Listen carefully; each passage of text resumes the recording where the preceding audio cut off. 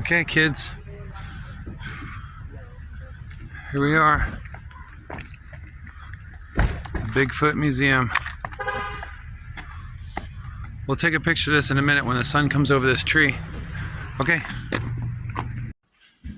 Okay, we are live on the interior of the Bigfoot Museum. Look at that footprint.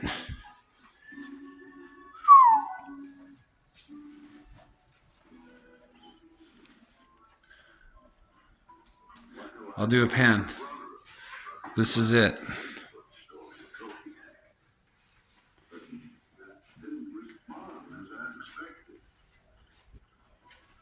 Yep, you saw it.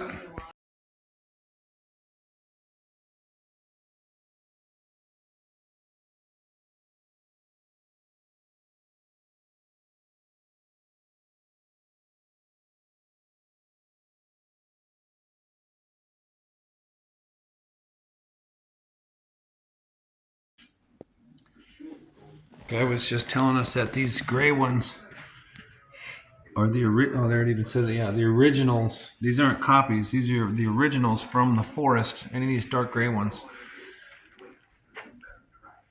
that they put the plaster.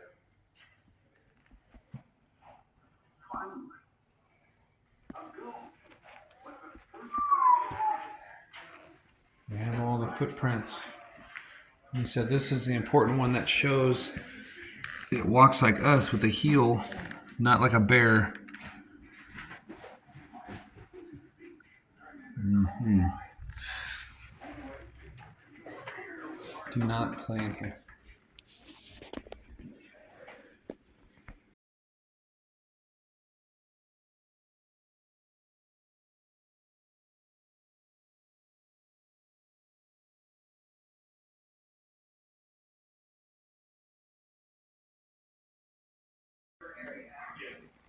And then in here they also have just like a local history museum.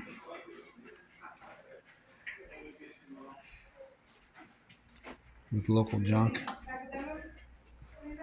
Anything exciting, Bailey? No. Look at the size of this safe, boys. Look how thick this thing is. Oh, there's a safe in the safe. That's for the super valuables. Dang, look at this thing. There's safes. There's a safe and a safe and a safe. Oh yeah, it's a safe in a locked door. Yeah, I didn't notice that. And then a safe in there. Oh, and they got big bills in there.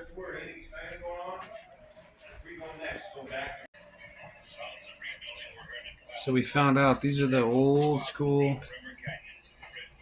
Look at that battery, guys. The old school things that would hold that would cut the giant trees.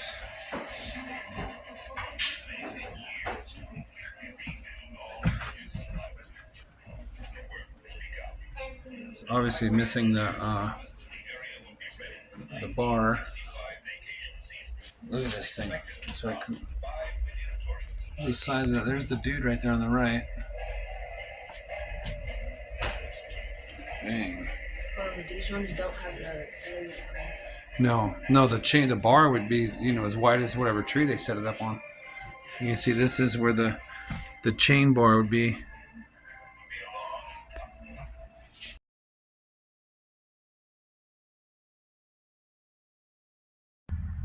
Okay, we're back in the RV from the Bigfoot Museum. Look how excited these guys are. I had to do some logistics and some planning, some scheduled massaging, because we're kicking butt. Not that we're trying to kick butt, but we're a day and a half early on things. Bailey, what do you think of the museum? Small but mighty? Yeah, he had a lot of interesting things. Yeah, a lot of news articles you got to read, which I don't read. Yeah. But what do you think, bud? It was cool. There are a lot of footprints. Yeah. And then they had a big picture of a video that had a big picture of Bigfoot, and they said it was a girl. Yeah. And yeah, a lot of evidence and stuff. Yep. I think the coolest thing that came out of this was that guy showed us the Bigfoot tracking app. I don't remember what it's called, so I can't say it here, but you can literally track Bigfoot sightings. People actively their sightings and experiences on there from backpackers and hikers and hunters and stuff. And then so that was cool. He told us about that app, which I'm gonna fiddle with. And then also he gave us some tips on just travel. He's a cool dude. Just talking about things to. There's another Bigfoot museum in Oregon he told us about, which it looks like we're gonna be able to make it in there. It's not too far out of the way. Anyways, that was cool. Just talking to the guy, and that's part of life. Talking, experiencing. What about this place, Coop? It was cool. There were a lot of original footprints. Yeah, that was cool. He said there were mostly dark gray ones. Yeah. And then they had a lot of copies of original ones also. Yeah. From around the country, yeah. Yeah, it was cool. They had some pictures. Yeah. Yeah, we went here. We were excited because, well, I was excited. It's. I knew it would be a little hole-in-the-wall museum. I don't know if it was worth 36 miles off the coast here, and then now we're just going to literally go back 36 miles. So it definitely wasn't worth it, but it was worth it, if you know what I'm saying. Hole in the wall. But awesome guy. And we did this for Grandpa. We got a bunch of postcards and fridge magnets for him and stuff. But then we were just doing the map here. So Cooper just highlighted it. So yesterday morning, we were in South San Francisco at the RV park. And then we were hoping we were going to break the record on the first day of 405 or 410 miles, but we didn't. It just took a long time because it's all windy roads. So zoomed out, this is where we went, South San Francisco. And then we made it all the way to Willow Creek last night, this morning. So this was so we started here, then we zigzagged over to here with Muir Beach. And then we just took Highway 1 the whole way up. Stopping along the way for rests and walks and stretches. And then we stopped in Eureka last night for Walmart because we got some clips. This blind falls down, and this is its little fix. We got these clips from Walmart last night. Oh, here's one, Gigantor, to hold that up. So Jameson didn't have to hold it up with his hand the whole time. Anyways, then Eureka. And then we took this road to Willow Creek. Last night we were just a few miles out, so we were probably about here where we stayed. Now we're going to double back and go up the coast some more. And who knows, maybe get into Oregon tonight, this afternoon or something. We'll see. But yeah, so that was yesterday. How many miles was it, Coop? I forgot already. 301? 365. Oh, that's right. It was a day a year. Yeah. 365 miles yesterday. So I think it was the most hours of driving on the trip so far. But it wasn't the most miles, but it's the difference of these roads were, slow, 35, 55. And then when we got into the redwoods and stuff up here, it was slow too. Like the speed limit was 55, but I couldn't keep it at 55. It was too windy. So we were going about 35 or 40 for most of this. Yeah. This is the campground we were going to be at last night. Spot right there, 17. We were supposed to be there tonight. It's a nice little campground. I don't even know why we're filming this, but it's a real quick loop. I just wanted to see what it was. It's like, it was something crazy, like $8 a night. But then the reservation fee was like $7, so it was like almost the cost of the night was the reservation fee. I guess it'd be better if you booked like 3 or 4 nights and divide out that $7 a little better.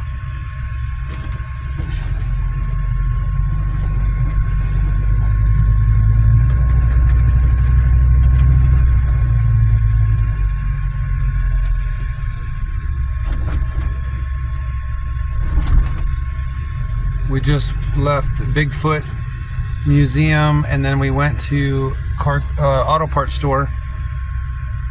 God damn it, why is this lady parked like an idiot? I knew I shouldn't have pulled in here. Fucking drag trees all over the motorhome.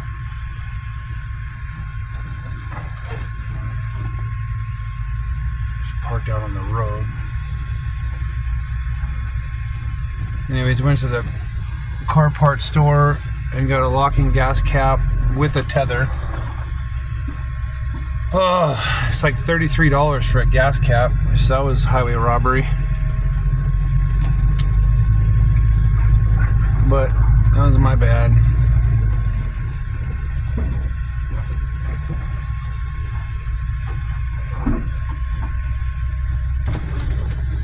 This is our reservation right here. Jay Kehoe. I don't know if you can read it. Oh well. We're off to better things. Alright, that was the loop.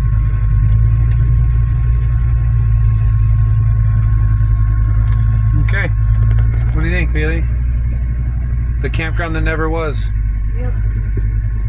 I was gonna try to make it last night and camp there, but we couldn't verify if there was anything available on the website, because half of it's first come first serve. So we just stopped at that other spot up ahead. Okay, bye. For all this traffic, they had quite a few of these on the trip so far. These 2-lane roads where one lane is closed, so they shut it down with the traffic signals, and one lane goes at a time. But I started filming because right around the corner, I think, is where we stayed last night.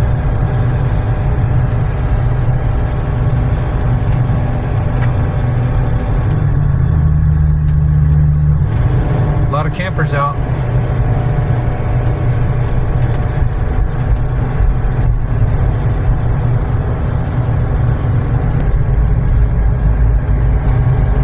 Look out the window.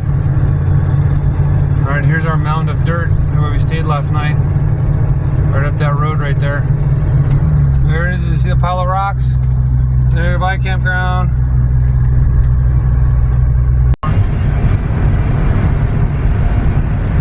Alright, we're on Redwoods Highway 101. Just noticed how pretty it was. Oh, and as soon as I start recording, it's gone. Look at that big old tree.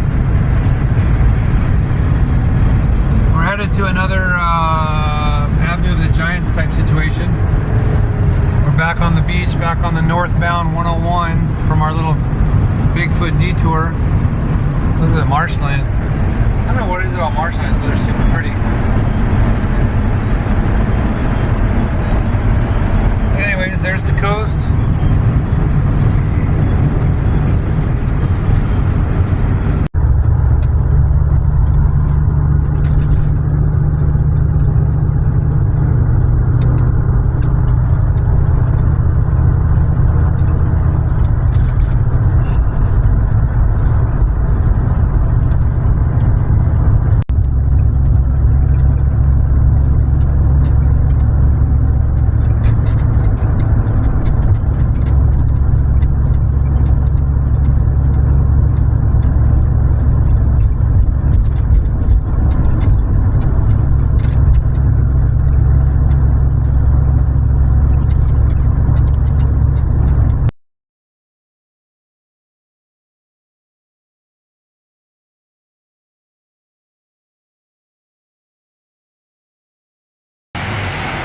We've done our part of lowering the gnat population. I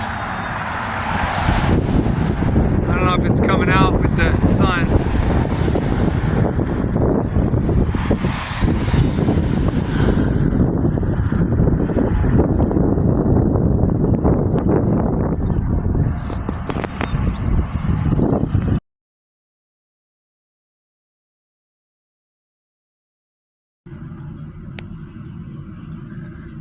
All right, we're at the Chevron.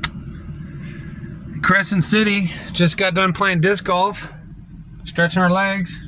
We stretched our legs at the Blue Ox thing, but I didn't get reception, so I couldn't see how close Crescent City was, or else we would have just waited and then played disc golf like we did. We played about 5 holes. It was kind of, it was just a park. It was fun, but we didn't know where the hell each hole was, so we just kind of made our own holes, which works. But now we're at the Chevron. Bailey, give me some numbers. How many miles? So We drove 267. Turn that 6 upside down. 297. 297. Woo! Miles. Okay. Yeah. And then how many gallons do we put in? We put 37.040 gallons. 37 gallons at $4.49 a gallon, which I'm pretty excited about because two reasons. One, when we pulled in, the sign says I'm looking at it right now, $4.65. So we only paid $4.50, so we saved 15 cents somehow. I didn't use my rewards. I mean, I put my phone number in, but I didn't claim the rewards. Anyways, and then also, Bailey, what's the other reason why? What were the gas prices that I saw earlier today and last night I said? $5.25. Yeah. In the last two cities, in Eureka and the city above it, was $5.25 for basic ass gas. So luckily we made it to Crescent City and it's $4.50. So I saved 75 cents a gallon. And at 37 gallons, I don't know what the math is, but it's pretty good. Hey, there's a local. Anyway, so now we're on the road. I don't know what's next, but here we go. Keep an eye out. All right, we're almost in Oregon. Somewhere.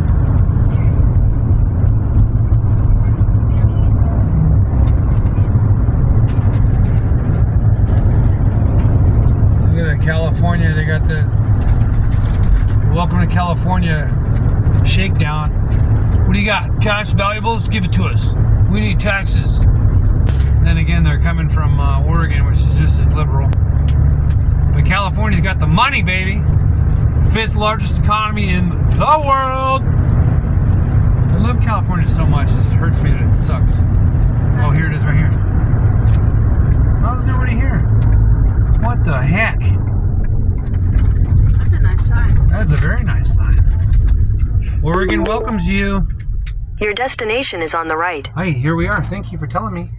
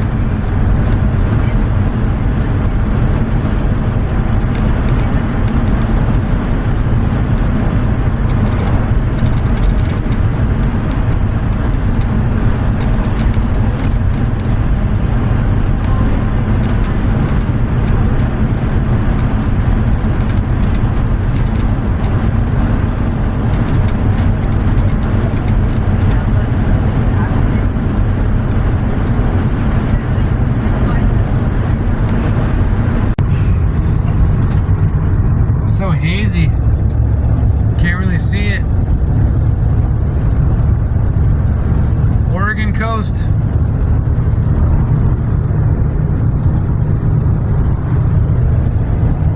Super pretty so far.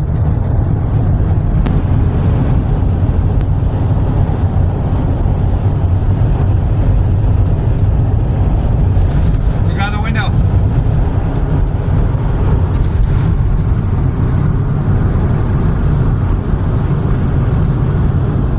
Look at that. So we definitely could have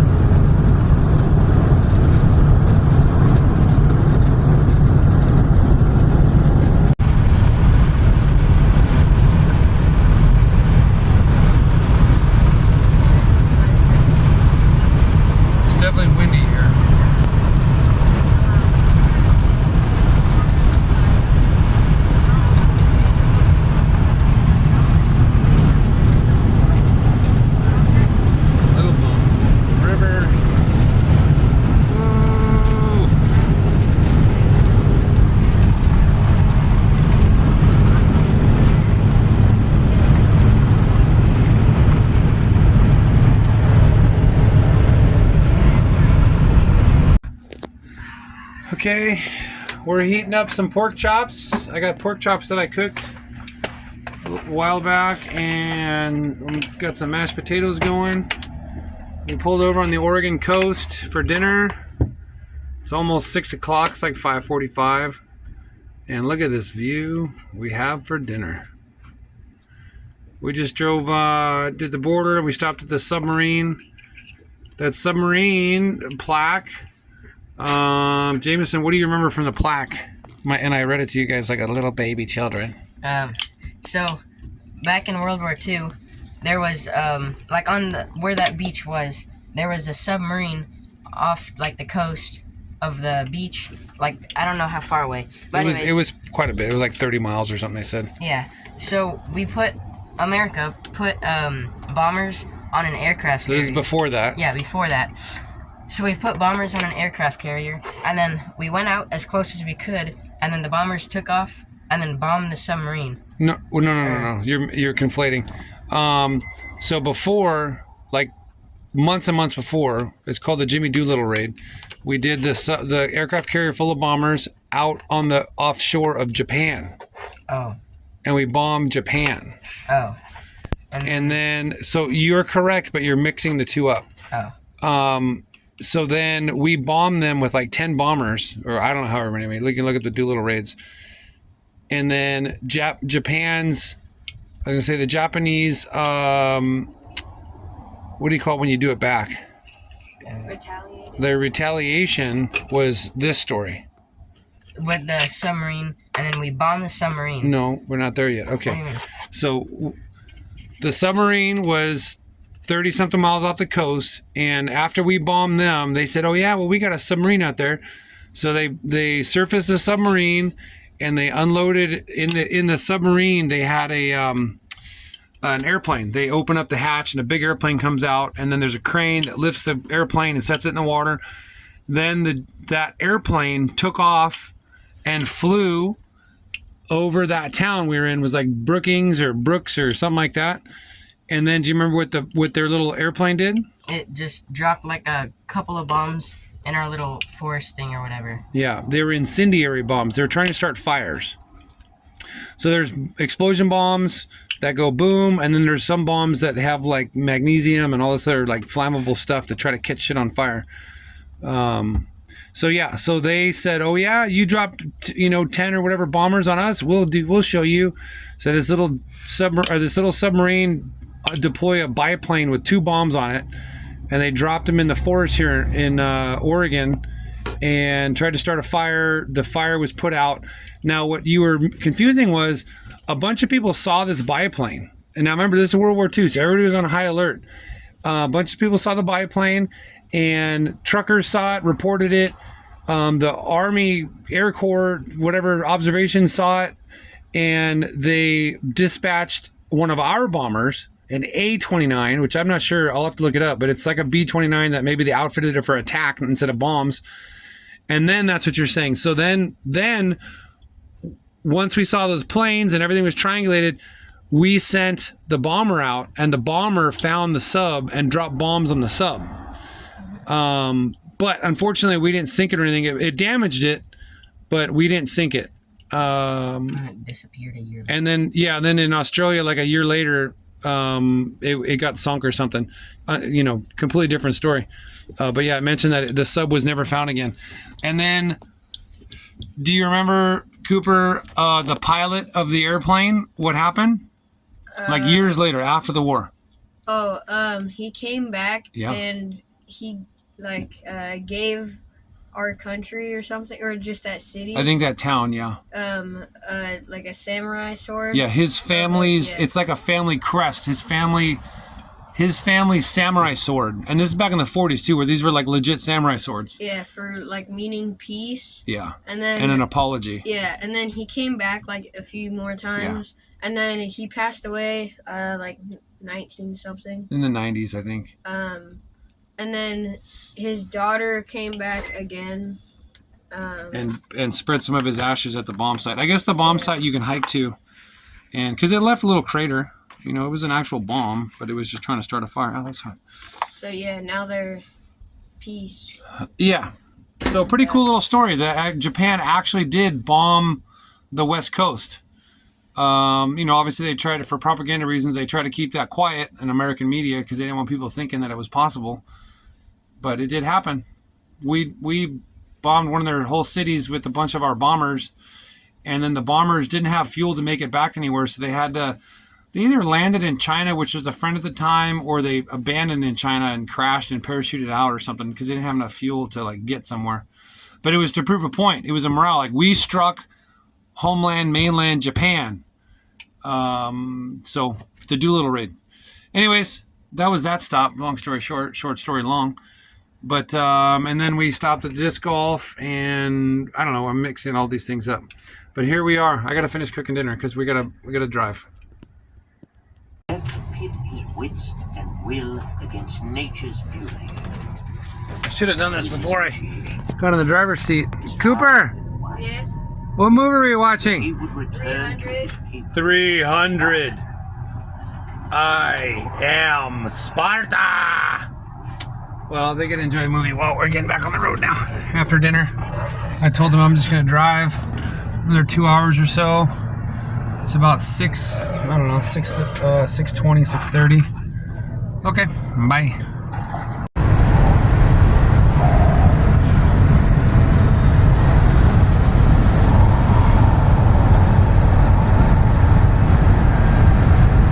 We're in a little respite from the wind. Man, I've been getting blown ever since we got into Oregon. I've been getting blown all over the road. You can see the trees kind of moving. I don't know if you can or not, but these other trees on the left haven't been here for a while, and I've just been getting hammered.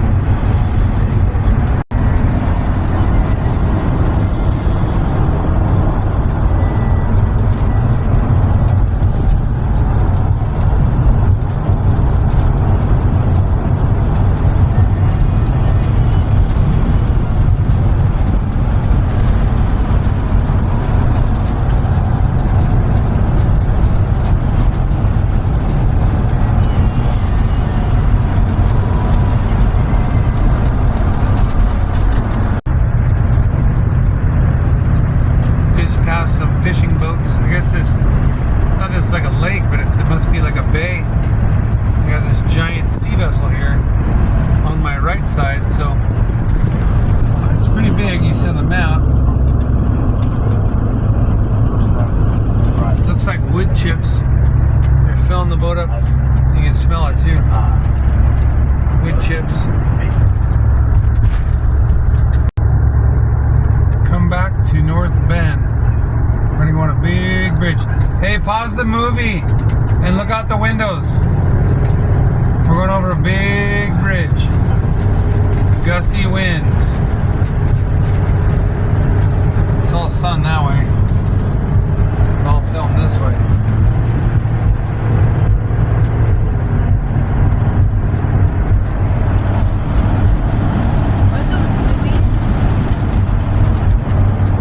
Look at this pretty arch. Crisscross. That's cool.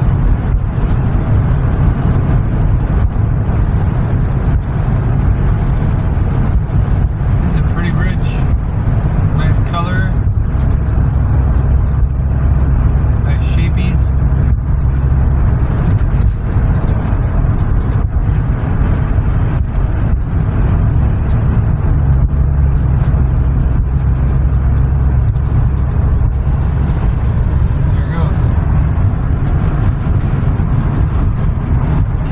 That way because of the sun.